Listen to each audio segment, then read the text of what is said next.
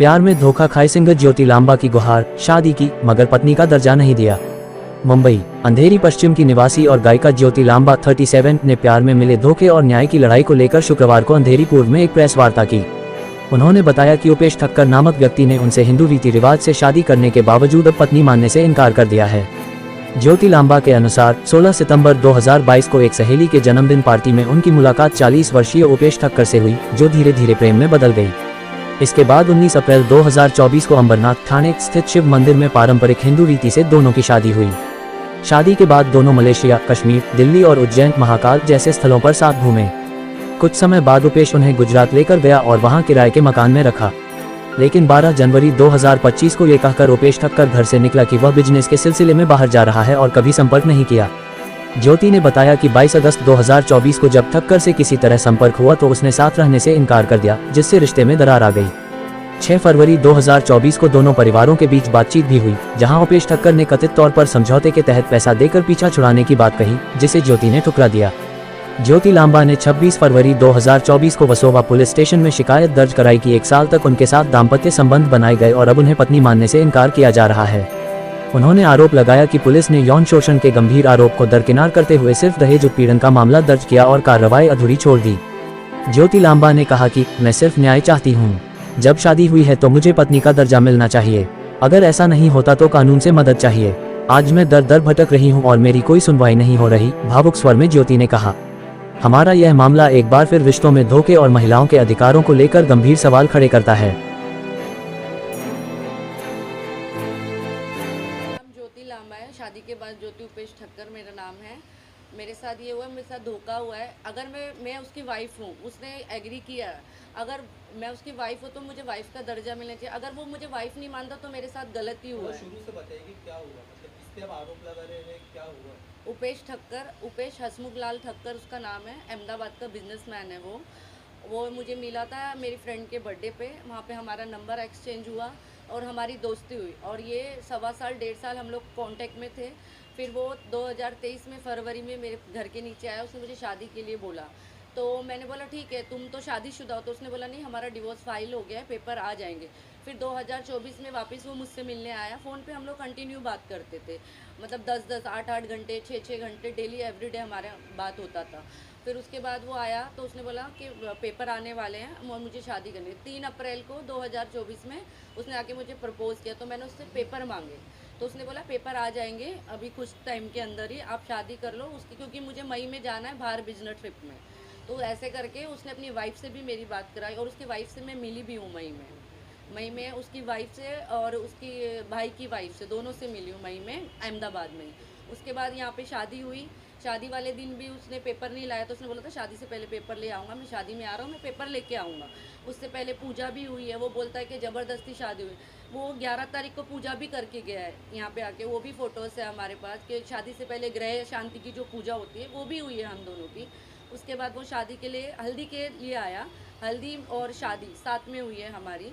और उसके बाद में वो वहाँ से 22 तारीख को गया तो उसका बिज़नेस उधर है। तो उसने मुझे बोला कि मेरे को आना जाना पड़ता है, उधर शिफ्ट करते हैं। और मैंने भी एग्री किया कि शादी करी है तो मेरे को भी आपके साथ ही रहना है। ऐसा करके उन्होंने मई में उधर स्कूल ढूंढे बच्चों के। मैं मई में उधर गई, घर देखा, स्कूल देखा, फिर हमने डन किया। स्कूल डन होने के बाद हमने फ्लैट डन किया। फिर 8 जून को वो मुझे लेने आया। 8 जून को हम लोग शिफ्ट हुए। 9 तारीख को हम लोग यहाँ से गए। 8 जून को यहाँ पे था। बोला लास्ट दिन है, आप घूम लो फिर लो, अपने दोस्तों से मिल लो, फिर पता नहीं कब होगा आना। तो ऐसा करके 8 तारीख को वो मेरे साथ ही था लेमेंट्री होटल में अंधेरी में, क्योंकि मेरा सामान तो शिप पैक करके भिजवा दिया था। तो हम दोनों लेमेंट्री में थे। उसके बाद 9 तारीख को हम लोग जून में उधर शिफ्ट हो गए 2024 में। तो ऐसा करके अच्छे से रह रहा था। अगस्त में मुझे पता चला कि भाई उसने डिवोर्स नहीं फाइल किया, क्योंकि मैं उससे पेपर मांगती थी। जब उसको पता चल गया कि मुझे पता चल गया वो झूठ बोल रहा है, उधर भी कर रहा है इधर भी कर रहा है, तो हमारे झगड़े होने लगे। मैं उसको बोलती थी कि तुमने मेरे साथ ऐसा क्यों, पेपर दो, क्योंकि मैं भी फंस चुकी थी। मेरे बच्चों का स्कूल बोर्ड चल रहे हैं, वहाँ पे मैं आ भी नहीं सकती थी। उसके बाद उन्होंने धीरे धीरे हाँ मैं कर रहा हूँ, अभी कर रहा हूँ। उसकी वाइफ से भी मेरी बात कराता रहा कंटिन्यू।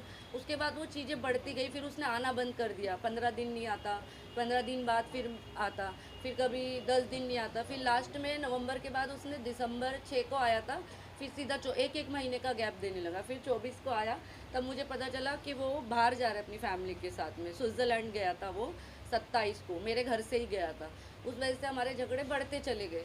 तो उसके बाद जनवरी में उसने फिर यही कर दिया कि मुझे नहीं रहना है, ऐसा वैसा, फ़ोन उठाना बंद कर दिया, ब्लॉक कर दिया।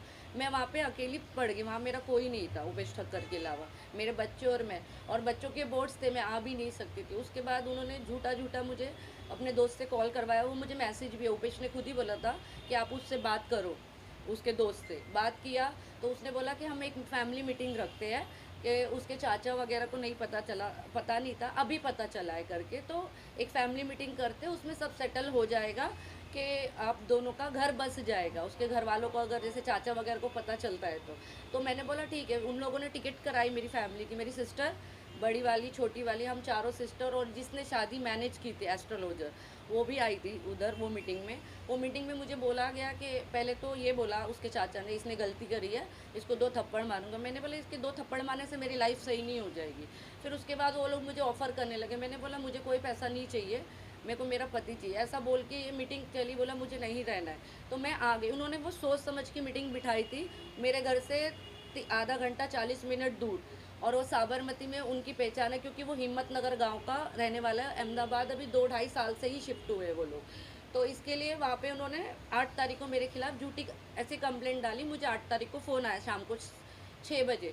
तो मैंने बोला 6 बजे तो लड़की नहीं आती है, कोई पुलिस स्टेशन में आप बुला नहीं सकते हो। मैंने बोला मैं कल आती हूँ।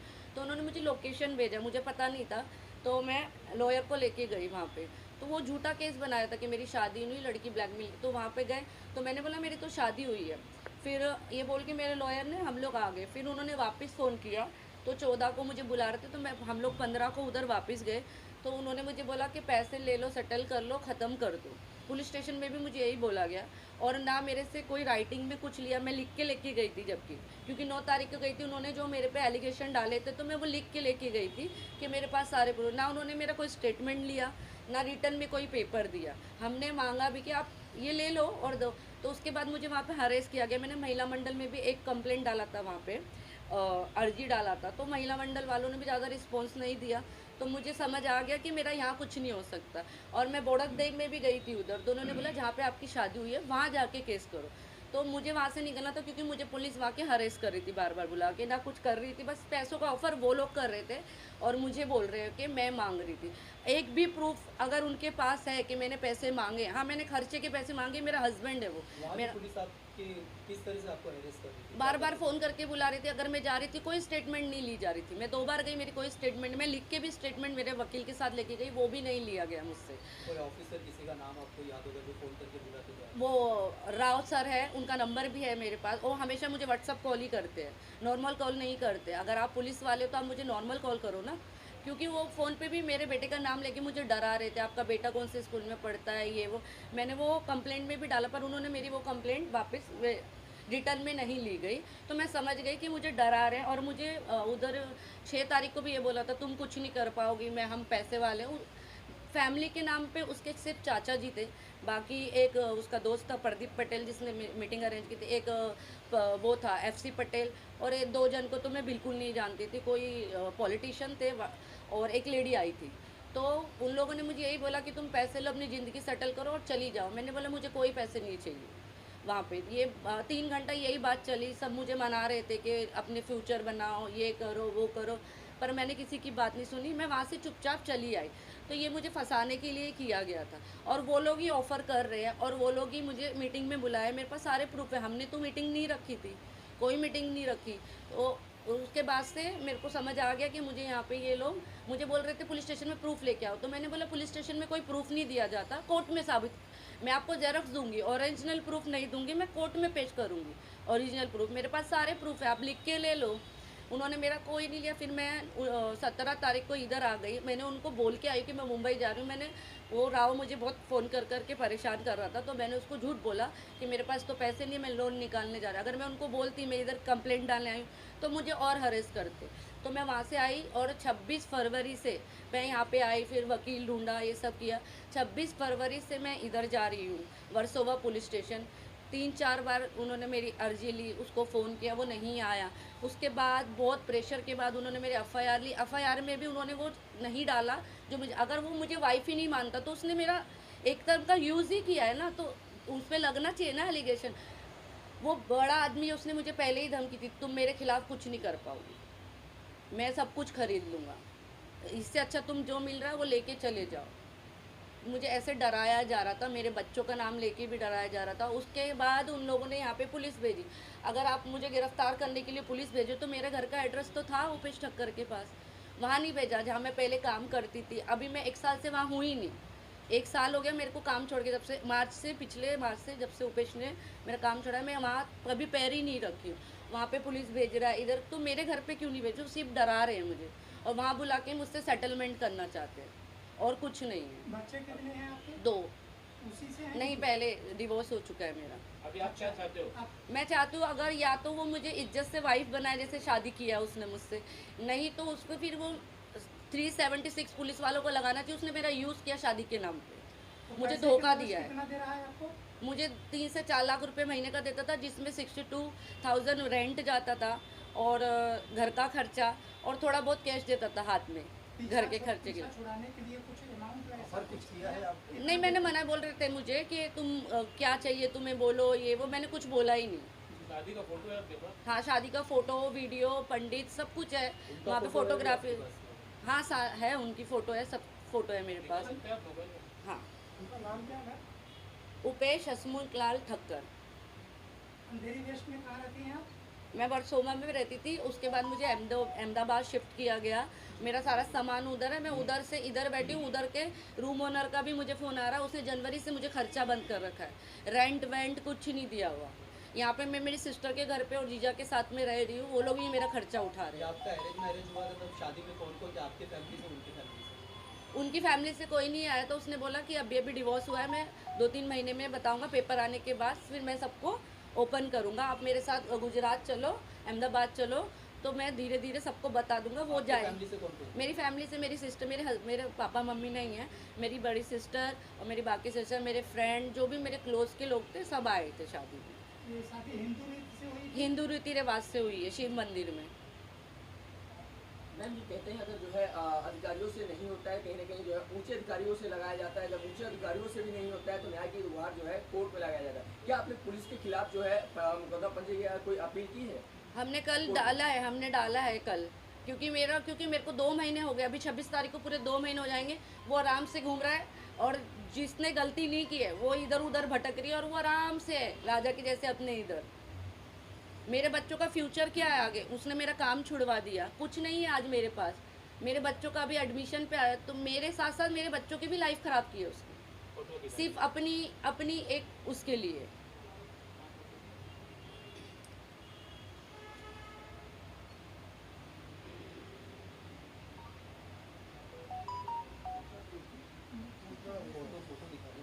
ये शादी का वीडियो में से मैंने बनाया हुआ है, पूरा वीडियो है शादी का। थोड़ा सेंटर में रखिए, आपके सेंटर में रखिए, नीचे इधर इधर। इसमें चूड़ा भी पहनाएंगे, पूरा शादी का है। ये हल्दी उतार रहे हैं सुबह।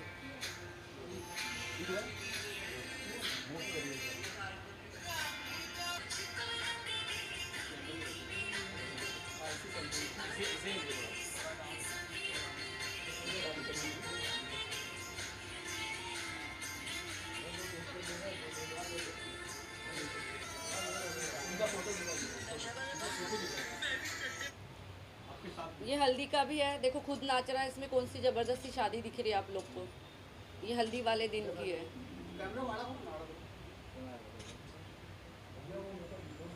ये देखिए, खुद नाच रहा है वो। ऐसा पूरा बहुत है इसमें, जिसमें वो बहुत खुश है, रिंग पहना रहा है, सब कुछ कर रहा है। मैडम आप भी ऑलरेडी शादीशुदा थी, डिवोर्स ही हूँ मैं, शादीशुदा थे 12 साल हो गए मेरे डिवोर्स को। आपके डिवोर्स, हाँ जी, और आपने डिवोर्स का पेपर को दिया हुआ था? सब उनको पता है, उन्होंने खुद भी लिखा है अपनी एफआईआर में कि 12 साल पहले उसका डिवोर्स हो गया, उसके बच्चे हैं, उसको सब पता था मेरी लाइफ के बारे ये में। पता है 2 बच्चे आपके हैं? हाँ, सब पता था। वो मेरे उन्होंने बच्चों accept से, किया उन्होंने मेरे बच्चों से भी बात की, उन्होंने एडमिशन भी खुद कराया उधर अहमदाबाद में मेरे बच्चों का। हाँ, तो आप क्या चाहती है, मतलब क्या होना चाहिए आपके साथ में, क्या इंसाफ होना मैं ये चाहती हूँ अगर उसने मुझसे शादी की है तो बीवी का दर्जा दे, अगर वो शादी को नकारता तो उसको सज़ा मिलनी चाहिए। चाहिए? किस तरह से सजा चाहती तो है मेरा आप? उसने शोषण ही किया है ना शादी के नाम पे। धोखा दिया है उसने मुझे। शादीशुदा होके भी मेरे से झूठ से शादी की। और अगर वो बोलता है तो 1 साल पहले उसने कंप्लेंट क्यों नहीं की? इतना बड़ा आदमी है वो, आज केस कर रहा है, पहले क्यों नहीं किया उसने केस? चलो शादी के बाद भी केस क्यों नहीं किया?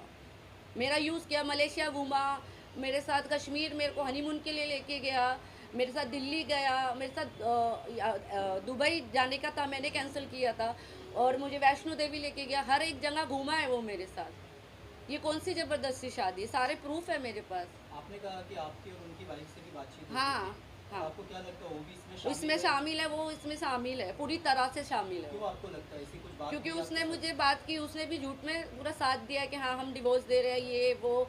और मुझे पता चला कि और भी उपेश ठक्कर का, जिसमें हनी ठक्कर पूरी तरह से शामिल है। साथ? आपने आरोप लगाया कि अभी तक उन्होंने डिवोर्स के लिए फाइल ही नहीं नहीं किया है, नहीं किया तो है। ये आपको कैसे पता चला? आपके वाह। पास इसका कोई प्रूफ है कि उन्होंने डिवोर्स के लिए फाइल ही नहीं किया था? वहाँ पे मेरे से हनी से बाद में बात हुई, जो झगड़े होते, हनी ने बोला कि नहीं अब वो हमारा कोई डिवोर्स विवोर्स नहीं है, मैं अगर तुम ज़्यादा बोलोगी तो मैं तुम्हारे खिलाफ केस कर दूँ। मैंने कर दो, मैंने उसको सीधा बोला करो, तो भी उसने नहीं किया। अगर वो उसकी वाइफ है, सबसे पहला हक बनता है उसका केस करने का, उसने क्यों नहीं किया? क्योंकि वो मिली हुई है। एक्सटॉर्शन का केस किया आपके ऊपर, हाँ वो एफआईआर में उन्होंने दिखाया कि आपसे शादी हुई है उनकी? हाँ, उसमें उसने बोला है कि उसने ये बोला है झूठ के ज़बरदस्ती शादी। तो इसमें ये नाच रहा कूद रहा है, खुद से आया है अहमदाबाद से, तो कौन सी ज़बरदस्ती शादी है?